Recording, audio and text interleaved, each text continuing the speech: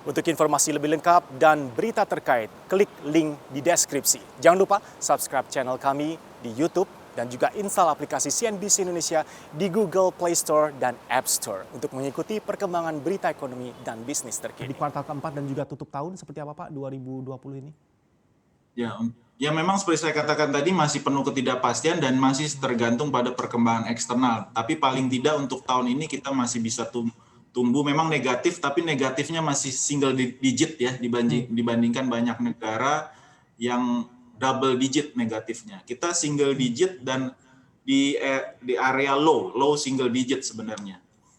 Minus low single digit. Jadi sekitaran minus 2 sampai minus 3%. Ini perkiraan yang konservatif ya, tapi optimisnya bisa ke arah 0 sampai minus 1% ya paling tidak di kuartal 4. Dan secara keseluruhan juga kurang lebih angkanya sekitar itu ya untuk tahun 2020 ini antara minus 1 sampai minus 3% kita perkirakan sepanjang 2020. Nah tahun depan ini bisa mengarah ke arah 4,5 sampai 5% kita harapkan. Tentunya tadi dengan catatan-catatan dan asumsi-asumsi paling tidak confidence sudah mulai terbentuk di kuartal 1 dengan distribusi vaksin dan juga dengan program PEN yang lebih optimal ya. Karena untuk tahun ini memang sebagian akan di carry forward ke tahun 2021. Jadi pemerintah sudah mengakui bahwa tidak bisa secara optimal 100% diselesaikan program PEN itu pada tahun 2020. Jadi masih ada sisa dana dan dana ini bisa kita harapkan bisa mendorong kembali ekonomi lebih kencang lagi karena bisa di carry forward di 2021.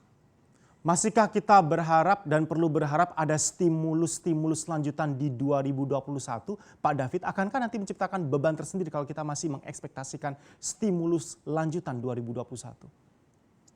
Ya memang sayangnya sampai tahun depan kelihatannya penghela pertumbuhan atau lokomotif pertumbuhan itu masih akan datang dari belanja pemerintah ya. Jadi konsumsi mulai meningkat ya. Ini porsi konsumsi kan sekitar 56% dari ekonomi, sangat signifikan. Tapi di sisi lain memang untuk eksternal ini masih lemah.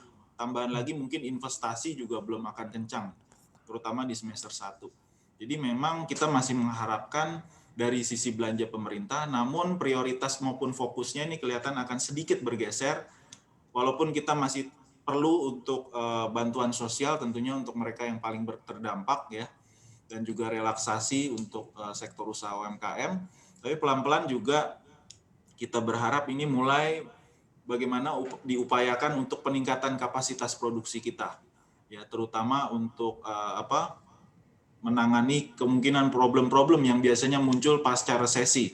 Jadi contohnya masalah kita ingat krisis tahun 2008 itu diikuti dengan peningkatan harga makanan dan juga langkanya makanan ya. Jadi ini yang memicu juga persoalan di Timur Tengah waktu itu.